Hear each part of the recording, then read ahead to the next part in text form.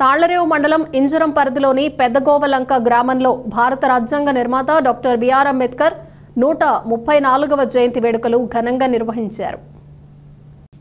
Life line hospital chairman Bhanumathi అధ్యక్షతన జరిగిన ఈ వేడుకల్లో అమలాపురం పార్లమెంట్ సభ్యులు గంటి హరీష్ మాధుర్, అంబేద్కర్ భావజాల ప్రచారకులు రేజర్ల రాజేష్ ముఖ్య అతిథులుగా పాల్గొని అంబేద్కర్ ఆశయ జెండాను ఆవిష్కరించి ఆయన విగ్రహానికి పూలమాలలు వేసి ఘనంగా నివాళులర్పించారు. ఈ సందర్భంగా వారు మాట్లాడుతూ అంబేద్కర్ ఆశయ సాధనకు ప్రతి ఒక్కరూ కృషి చేయాలని కోరారు. అలాగే వివిధ ప్రాంతాల నుంచి వచ్చిన పలువురు వక్తలు అంబేద్కర్ చేసిన సేవలను గురించి మాట్లాడారు. అంబేద్కర్ జయంతిని పురస్కరించుకుని పురవీధుల్లో భారీగా ఊరేగింపు నిర్వహించారు. మధ్యాహ్నం భారీ అన్న సమారాధన కార్యక్రమాన్ని నిర్వహించారు. అంబేద్కర్ జయంతి సందర్భంగా నిర్వహించిన వివిధ పోటీల్లో ప్రతిభ చాటిన వారికి మాజీ మంత్రి పినిపే విశ్వరూప్ తనయుడు పినిపే శ్రీకాంత్ చేతుల మీదుగా బహుమతులు అందజేశారు. ఈ కార్యక్రమంలో ఎంపీటీసీ కోరుకొండ కిరణ్ కుమార్, బౌద్ధ వివాహకర్త గిట్ల వీర ప్రసాద్, తాళ్లరేవు MDUWA అధ్యక్షుడు కర్నీడి వెంకటరమణ, ఉప సర్పంచ్ కోరుకొండ అప్పారావు, న్యాయవాది ఎడ్ల కుటుంబరావు, కమిటీ ప్రతినిధులు కాట్రు రామ్మూర్తి, కావూరి శ్రీను, కోరుకొండ చంటి, పాము మధు, కోరుకొండ సురేష్, కావూరి విజయ్, పెద్దగోవలంక గ్రామ పెద్దలు, గ్రామ ప్రజలు, యువతి, మహిళా మండలి సభ్యులు తదితరులు అధిక సంఖ్యలో పాల్గొన్నారు.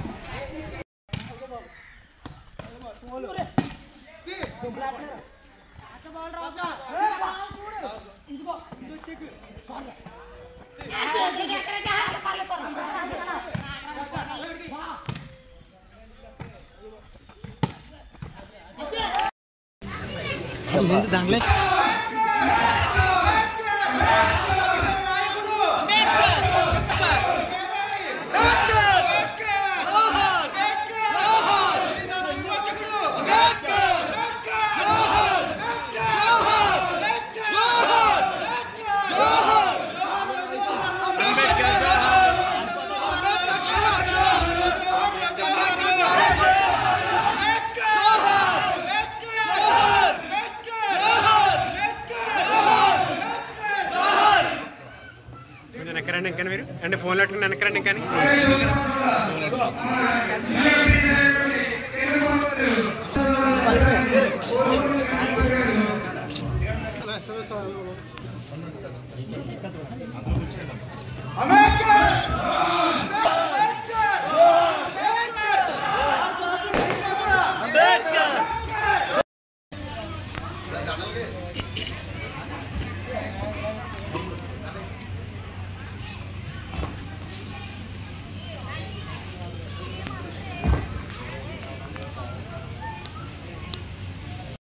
ఒకవేళ సర్వే చేస్తే చాలా దూరంగానే ఉన్నాం.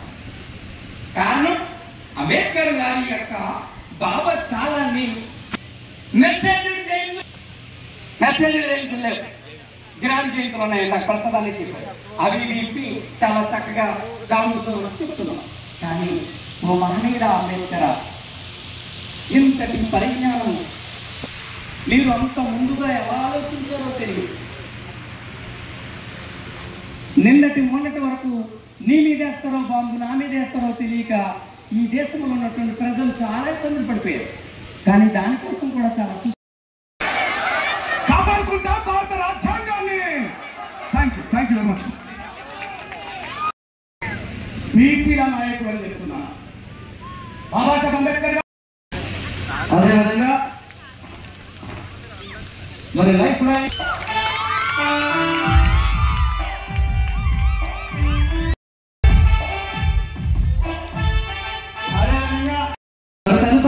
మన డాక్టర్ బిఆర్, అదేవిధంగా గ్రామ పెద్దలు కూడా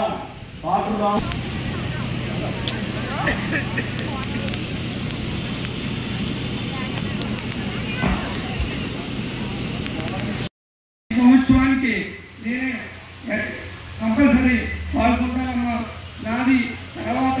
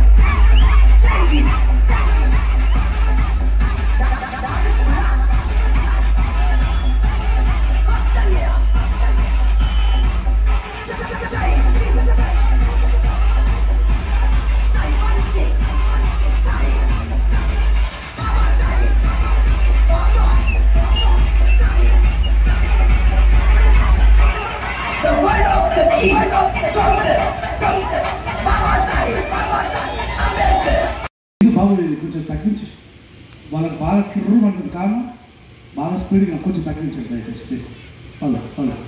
ఓకే. ఈరోజు ఈ కార్యక్రమంలో మీ అందరికీ ఒక వినూత్నమైనటువంటి అంబేద్కర్ గారిని పరిచయం చేసిపోతాను. అంబేద్కర్ గారు దళితుల నాయకుడు కాదు. వినడానికి చాలా ఆశ్చర్యంగా ఉన్నా ఇది నిజం. చాలా మంది మూర్ఖుల ద్వారా, మిడిమిడి జ్ఞానం ద్వారా బాబాసాహెబ్ అంబేద్కర్ గారిని సక్రమంగా చదవకపోవడం వల్ల అంబేద్కర్ గారు అనేటువంటి ఒక మహా త్యాగశీలిని తీసుకొచ్చి దళిత జాతి నాయకుడు అనేటువంటి ఒక చట్రంలో మన వాళ్ళు బంధించిండ్రు. దీన్ని అరెస్ట్ చేయాల్సినటువంటి అవసరం ఇప్పుడు వచ్చింది మిత్రులారా.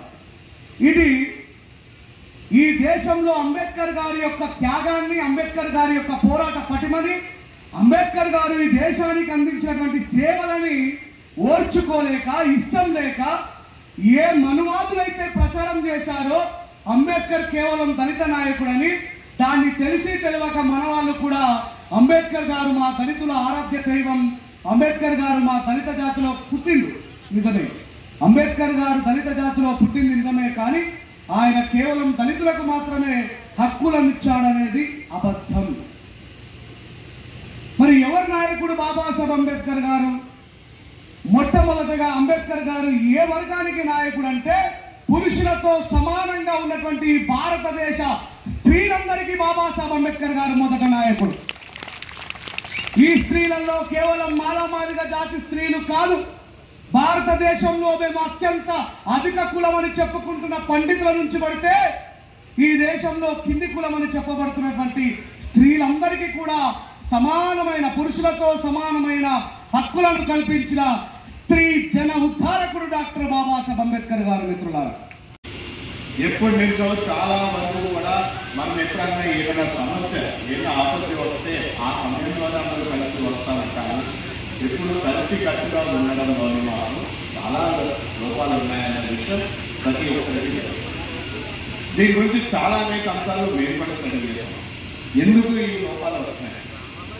ఎందుకంటే అంబేద్కర్ గారి జయంతి అయినా, అంబేద్కర్ గారి ఏ కార్యక్రమం అయినా, ప్రతి కార్యక్రమానికి ఏ పార్టీలో ఉన్నా సరే అందరూ కూడా వస్తారు.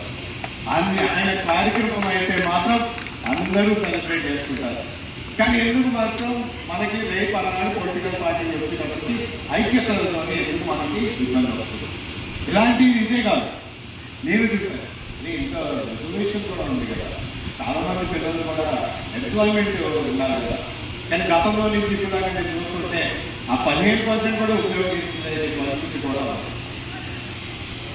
ఈ రోజు వరకు నేను చూస్తాను చాలా ఉద్యోగాలు ఖాళీగా ఉన్నాయి. ఎవరికి ఇప్పుడు ఈ మధ్య అయితే మాత్రం, యువతకి అయితే మాత్రం ఏ పరిస్థితుల్లో కూడా ఎలాగ వెళ్ళాలి, ఎలా అప్లై చేసుకోవాలి, ఎలా మనకి ఆ ఉద్యోగం మనకి దక్కాలి అనే ఆలోచన కూడా లేదు.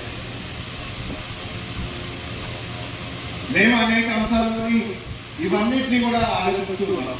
ఎందుకంటే ఆనాడు మా నాన్నగారు ఆయన ఒక జెడ్పీ చైర్మన్ నుంచి స్పీకర్ హోదా వరకు కూడా ఆయన ఎప్పుడు కూడా ఇక్కడ ఉన్న వాళ్ళని ఏ విధంగా ముందుకు తీసుకెళ్ళాలి, వారికి ఉపాధి ఎలా కలిగించాలి, లేకపోతే వారిని ఏ విధంగా వారిని ఆదుకోవాలి, అండగా ఉండాలని చెప్పి ఆయన ఆలోచిస్తూ ఇక్కడ ఉన్న చాలా మందిని కూడా ఎంప్లాయ్మెంట్ రైల్వేస్ అయినా సరే అనేక డిపార్ట్మెంట్ లో కూడా వారికి ఆపర్చునిటీస్ ఇప్పించడం జరిగింది.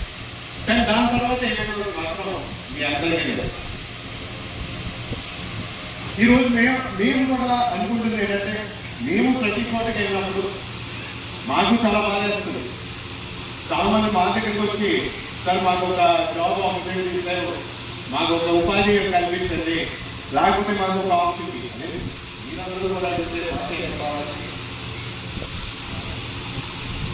కానీ ఇక్కడెక్కడో నాకు కూడా అర్థమైంది, వీరికి ఏంటంటే ఒక అవగాహన లేకుండా ఇలాంటి వేదికలపై నుంచి కూడా చాలా వరకు కూడా ఇంకా గతంలోని జరిగిన విషయాల గురించి మాట్లాడుతున్నారు.